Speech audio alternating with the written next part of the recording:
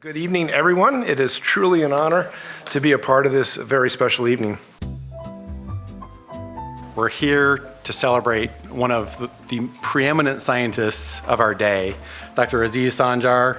It has been 10 years since Dr. Sancar received the Nobel Prize in Chemistry for research in DNA repair. In second year of medical school, I learned about DNA, and I was fascinated about it, actually. The photoly is right there. That structure you see, I made the enzyme, and Hans here, using X-ray crystallography, solved the structure.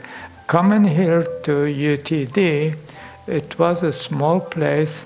It was sort of family atmosphere. We all knew one another, and we're all excited about science. And I must say, those 2 years and the 3 years that I spent here at UTD are the happiest 5 years of my life.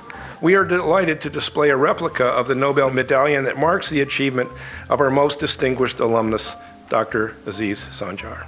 And I assure you that is already inspiring future generations of UTD students and graduates. I'm really overwhelmed with the interest and friendship and love that UTD as a community had shown me.